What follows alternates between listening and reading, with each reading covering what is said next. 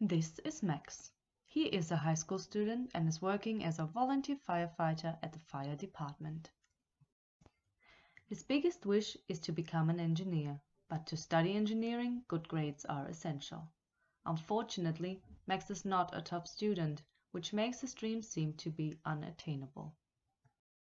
In the future, lots of the skills demanded by the labor market won't be based on theoretical background knowledge, but based on hands-on experience, which is often a result of an informal learning process.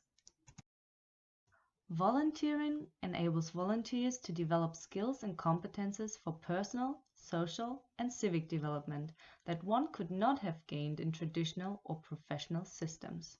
However, today these competences are seldom recognized by formal education, companies, or institutions. This is the reason why we have started ImproVal. ImproVal is a 2-year Erasmus Plus project involving 5 partners in 5 European countries. It aims to provide a synthesis of the work undertaken in the EU on the validation of volunteering experience. In the first stage of the project, we've brought together the results of previous European and in some cases domestic projects that have dealt with the validation in the voluntary sector, analyzed them, and produced an online compendium where all these results can be easily accessed. In the second stage, we have collected data to find out whether and how organizations could use the outcome of validation tools. The findings from our research have recently been published in a paper. The 3 main reasons for using validation tools in organizations were to increase employability, to further personal development, or to gain better access to formal education. 42% of the respondents said that having used the tool would have been helpful in the employment system. Even though the volunteers and the organization have the impression that using the tools would have been helpful, most organizations only issue certificates or a confirmation of participation which describes the acquired skills. Using a validation tool comes along with several benefits. The validation process makes volunteers aware of what they have learned and how they have improved.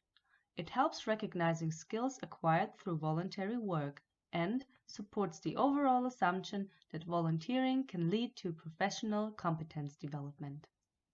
But on the other side, there's still room for improvement. The validation process is very time-consuming, but digitalization has the potential to reduce time investment. And it can be observed that the tools adapt to various contexts of voluntary work. This means that different tools produce different outcomes which are hard to compare to one another. So what can we do to promote the use of validation tools?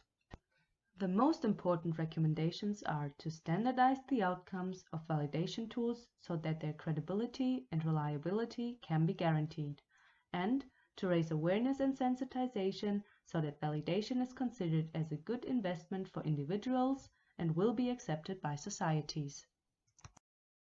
Therefore, it is also important to ensure that validation tools take the volunteers' needs into account and to invest in trainings to use the validation tools. These recommendations can help Max getting a degree or any other kind of validation on his way to becoming an engineer. The recognition of competences acquired through his volunteering does not only increase his chances of finding a job, but might even counter the increasing shortage of skilled labor. I think that's what we call a win-win situation. Are you a volunteer or volunteer facilitator?